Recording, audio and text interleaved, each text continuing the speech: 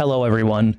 It's Thursday. I'm down here in the corner over here. Aaron, can you maybe pan the camera down into this corner so they can see me? And there we go. There we go. Thank you. Anyway, hello, everyone. It's Thursday. So I think many of you watching know that much of my experience for this video blog came from watching John and Hank Green in the poster right above me here that I pointed out earlier. But recently, if you've been watching any of John and Hank's videos, well, specifically John's videos, he's been doing this thing called the format, where he just kind of goes around his house and kind of just talks about what's on his mind, or at least it seems like he talks about what's on his mind without a script, about what's going on and different things that he just thinks about. And he goes to different parts of his house and just kind of like shows you about different things and talks about different things while talking to the camera. And I wanted to try out this format today, not because it really was something that I was like, oh, that's the new thing to do on the internet, but it just kind of spoke to me in a way that I feel like that's how my mind sometimes works. Like, I don't know about any of you watching, but sometimes I feel like my mind is just like this never-ending spiral of thoughts that it's like I think about one thing and then I think about another thing, and sometimes they have absolutely nothing to do with each other. Sometimes I have absolutely no idea where they come from. It's just like, where did this thought come from? What made me think of this?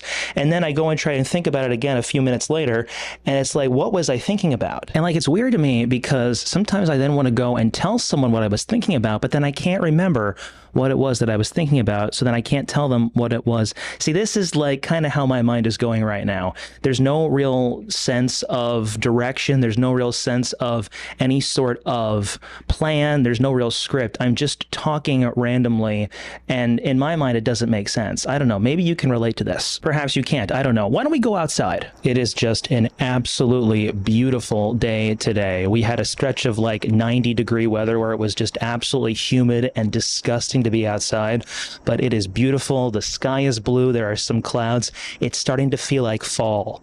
I feel like a weatherman just standing out here talking with a microphone on my balcony, but it is a beautiful day here. We did have some rain over the last week or so, but the humidity's down. There's a slight breeze. It is just an absolutely beautiful day today. I'm not filming this on Thursday, if you couldn't tell, but regardless, it's still beautiful out right now. It's probably only like 70 degrees, but maybe 75, not even that. It's just so nice out here right now. So a lot of people have been asking me how long it is until the wedding, and I tell them it's 48 days. Well, today it's 48 days when I'm filming this. And then I say, but who's counting? And then I think to myself, yeah, I'm counting. And is it bad that I'm counting? Is it bad that I'm looking forward to a giant life-changing event in my life? Is it something I should be more concerned about? Is it something that I need to be thinking more about and praying more about? Or is it just something that is going to happen because I want it to happen? I've been wanting it to happen for a long time. I think sometimes I get too lost in thinking about things that matter, but then the more I think about them, the more that I worry about them, the more that I think about, is this the right thing I'm supposed to be doing? And the more I worry about how people perceive me when I am acting excited about the wedding, because it's amazing how many people who have been married for many years have said, well, that's going to wear off, that happiness is going to wear off. And I'm aware that married life has its ups and downs, and I'm aware that there's sacrifice, and I'm aware of things like that. But I really hope that in 10, 20, 50 years from now, if Ira and I are still married and still together, which I hope we're still married and still together by then, will we be more in love with each other? Because I really want that. I really want to be more in love with her 10, 20, 50 years down the road. I really hope I don't become jaded with it, because I want to be a husband and a father, hopefully a father, that continues to love his children and his wife, even as the years increase and go on. We're back inside now, but I am keeping a countdown, actually, as you can see here. It says 48 days on my whiteboard. One of the things that sometimes really bothers me is when people ask me, what's your 5-year plan? And while I understand it's important to have like a 5-year plan and to know like what you want to be doing in the future, I sometimes feel it gives people a lot of pressure, especially if you're not someone that sees yourself doing something in like 5 years. I remember when I was about to be a freshman in college, and I went and I had an interview at a college. They asked me where you see yourself in 5 years, and my answer to them was, well, I don't really know. But then I gave like some sort of answer, and then later on my dad told me that when someone asks you what your 5-year plan is, it's not really good to tell them that you don't know, But in my mind, it's like, well, I really don't know what my 5-year plan is going to be. I have an idea of what I might want it to be, but who's to say that something isn't going to change down the road? That's one of the things and issues that I have with these institutions that come up with these goals set for like a 5-year cycle where they get themselves accredited and then they take like 4 to 5 to 6 years to accomplish those goals. But yet so many things can happen down the road that prevent those goals from happening. Does that make that plan invalid?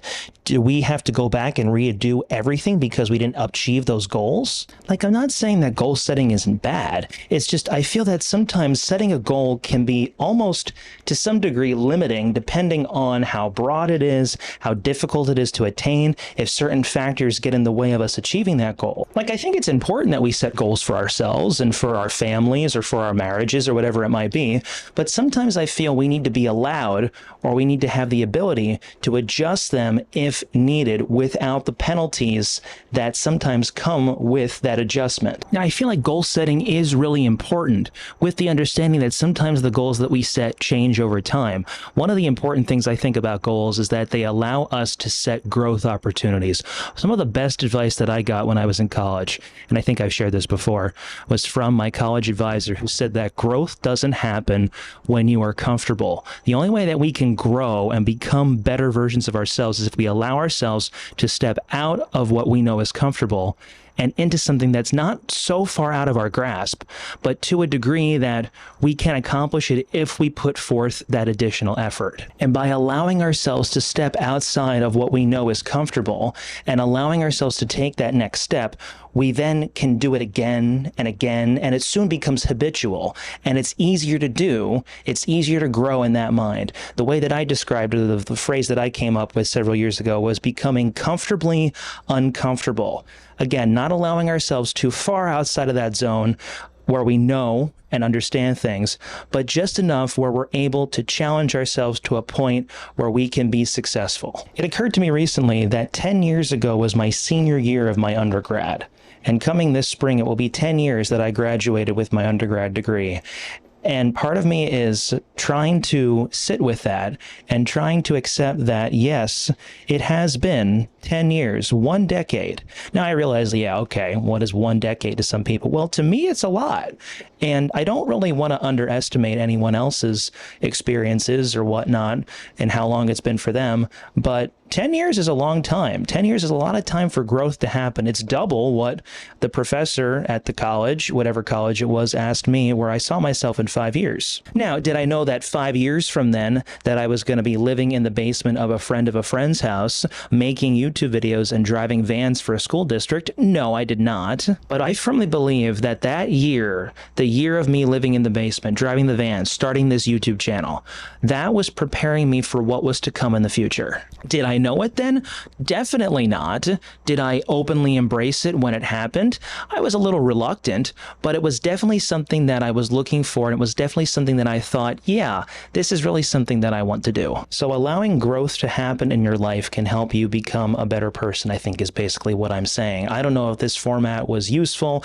I don't know if I enjoyed it. I don't know if I'll do it again, but if you liked it, give it a like, leave it a comment. I don't know, maybe say something nice, comment bananas or something like that. I hate bananas, but comment at bananas anyway. Anyway, thank you all for watching. God bless, and I'll see you all later.